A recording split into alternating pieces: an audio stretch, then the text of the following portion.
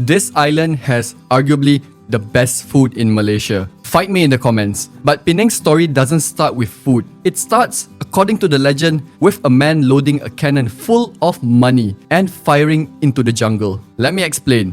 In the 1780s, Penang was a quiet jungle island belonging to the Sultan of Kedah. A few fishing villages, a lot of trees, and especially one tree, the Penang palm, the betel nut tree. That's the whole name, Pulau Penang, Betel Nut Island. After episode 1, you already know Malaysia doesn't do fancy names. We name things what they are. Muddy Junction, Betel Nut Island, honest every time. Enter Captain Francis Light, an English trader who'd spent years sailing these waters. He spoke Malay, he knew everybody, and he had a dream. A British trading port right here on the route between India and China. So in 1786, he made a deal with the Sultan of Kedah. The Sultan would let the British East India Company have the island, and in return, Light promised protection for Kedah against its powerful enemies. Light named his new home Prince of Wales Island after British royalty. Very grand, very official. And absolutely nobody used that name, ever. It was Pulau Penang before, and it stayed Pulau Penang. Sorry, Prince. But there was a problem. Before you can build a port, you have to clear the jungle. And clearing tropical jungle by hand is slow, sweaty, and miserable work. So as the famous story goes, Francis Light had an idea. He loaded his ship's cannon with silver dollars and fired into the trees. Then he announced, whatever you find, you keep. And just like that, the jungle was full of extremely motivated people clearing land at world record speed. Now, did this actually happen? Historians still argue about it, but it's been told in Penang for 200 years. So we're telling it too. Light's new town, Georgetown, had one magic rule.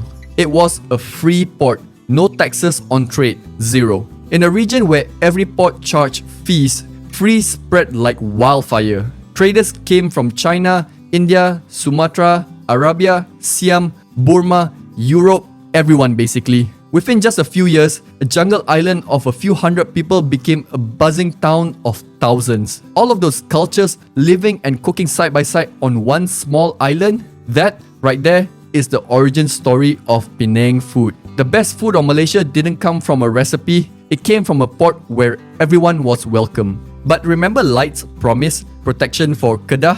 Well, his bosses at the East India Company refused to honor it.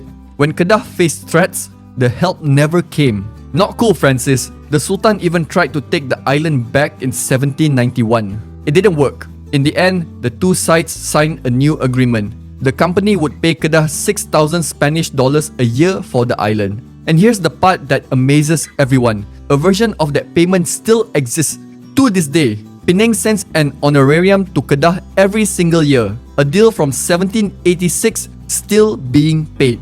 Francis Light didn't get to enjoy his island for long. He died of malaria in 1794, and he's buried in the town he founded. Penang later built a statue to honor him. Small problem, nobody had a portrait of Francis Light, not one. So the sculptor used his son's face instead, William Light, who by the way grew up to found the city of Adelaide in Australia. Founding cities was apparently the family business. Today, Georgetown is a UNESCO World Heritage City, listed on the very same day as Malacca, its old trading sister. From betel nut jungle to one of the great cities of Southeast Asia. So that's Penang, a nutty name, a clever trader, a cannon full of cash, and an open door to the whole world. The food was just the delicious side effect. See you at the next story.